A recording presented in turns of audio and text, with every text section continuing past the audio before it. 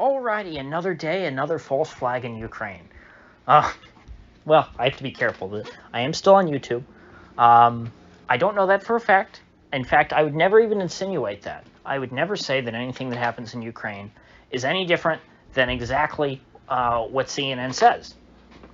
And today, CNN is saying that the Russkies have yet again bombed innocent civilians in Donbass, killing presumably ethnic Russians, people who speak Russian, people who theoretically are on Putin's side, and he just can't stop killing them.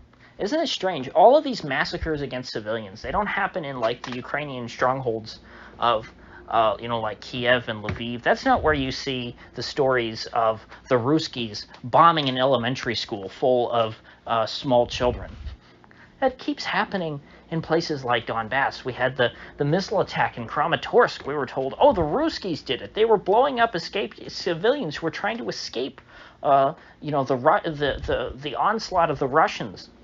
Of course, then we found out that it was a Tochka-U missile that had been produced in the Soviet Union and sent to the Ukrainian branch of the Soviet military.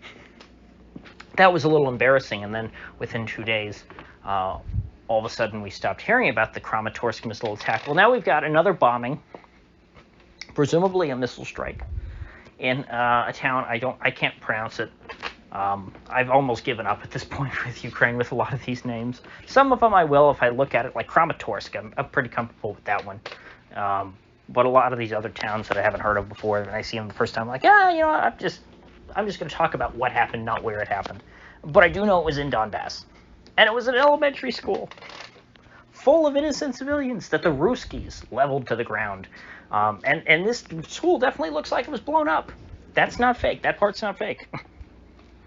And there does seem to be people in there. They were pulling people out of the rubble. But why, I have to ask you, why on God's green earth would Putin blow up this elementary school full of innocent children, who supposedly, are on the side of the people, that he's trying to protect and fight with and all that? It almost just doesn't quite make sense. I guess the Russkies are just that evil, or they're that incompetent that they keep blowing up their own people and not the Ukrainians. The Ukrainians, they have 0 casualties, yet the Russkies keep, not only are they losing in battle every day, they're killing their own supporters. I'm starting to lean towards maybe this elementary school situation is a bit like the situation in Kramatorsk.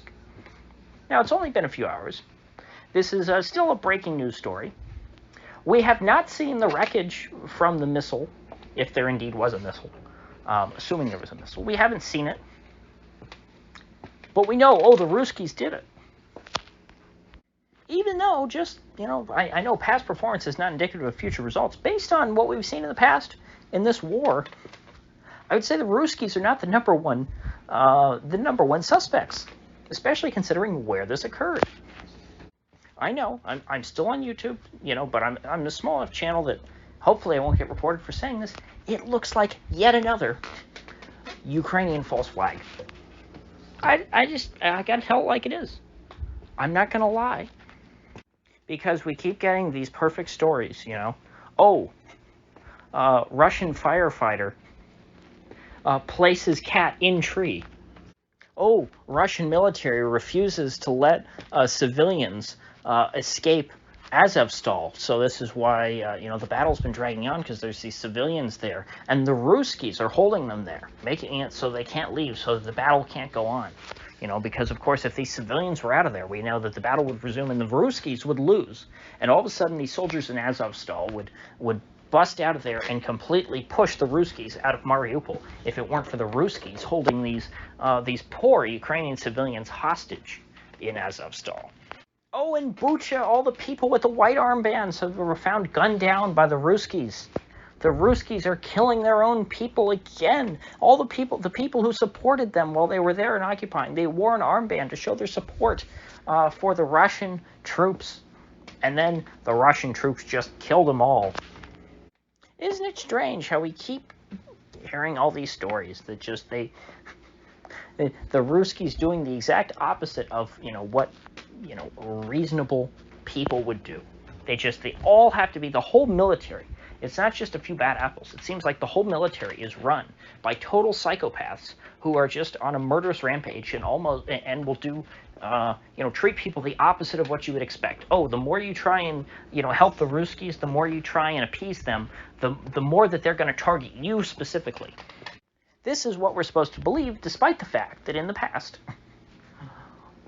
as we get more and more evidence about each of these incidents that the Russkies are being held responsible for, they appear less likely to be the culprits as time goes on. I have to be very careful in choosing my words here, because I can't call them innocent.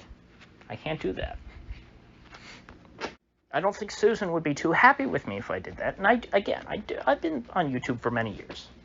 I don't want to get kicked off necessarily.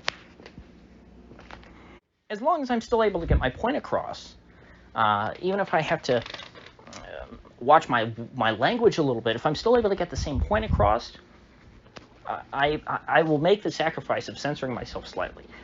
I can go without saying the N-word. I can go without calling the Russkies innocent. As long as I think that I'm making myself clear to you folks where I stand on this incident at this elementary school. I think that at this point, if you're still falling for these stories, there's not much that I can say to you. Although, there's one alternative that I should offer, an alternative interpretation. I haven't seen the bodies that they've been pulling out of here. I haven't seen them. So I don't know necessarily that there were, families and civilians in this building. I'm not saying that they weren't, but something that I remember that just came back to me from Patrick Lancaster's coverage of the battle in Mariupol when the Russians were going through and clearing people out. I remember in Mariupol at least one example in which the Azov guys were using a school as a base, which makes sense. Schools, it's a big building. It's a big public government building. It's pretty open. It's not like an apartment building. And it's got a basement where they stored lots of, ammunition and supplies and things, and tortured people to death. They had a dungeon down there where a woman was very clearly tortured to death. And so one other possibility that I will raise about this elementary school, aside from the mainstream explanation, which is just that the Russkies are evil, and so they wanted to murder school children. So they bombed a school full of children, an elementary school, innocent young kids who have never done anything wrong. And the motivation for this is that Russians are evil people. That's the mainstream interpretation.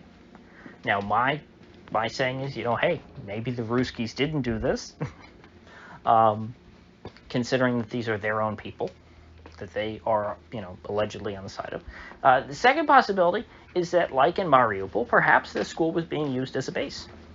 And maybe it wasn't being used as an elementary school at this point. And maybe it wasn't full of civilians. Although, if you look at Azovstal is being used as a base, and it was chock full of civilians. So, it could be this school was bombed because it was being used as a base by the military. And they also had a bunch of civilians inside, depending on your interpretation, either taking shelter or being held hostage, being used as human shields, who, of course, were either injured or killed when the building was leveled by the Russkies, if that's in fact who did it.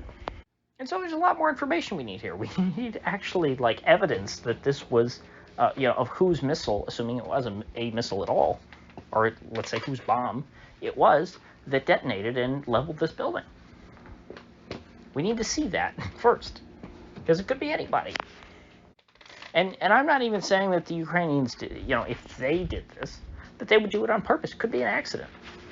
I mean, I think that we in America, if any of us followed the terror war in the Middle East for any period of time, we realize that a lot of the times, a good percentage of the bombs that the U.S. dropped over there, and they're still dropping, land on the wrong target. They don't even blow up the right house half the time. So, you know, the Russkies or the Ukrainians, one or the other, whoever did this, they could have done that too. Could have been just a mistake. And that would be a decent explanation as to why the Russians, you know, if this actually was an elementary school full of elementary school kids, that could be one explanation that would be reasonable as to why the Russians would have bombed it, other than just them being terrible, evil, you know, subhuman Slavs. So, with that said, I will see you folks back here tomorrow.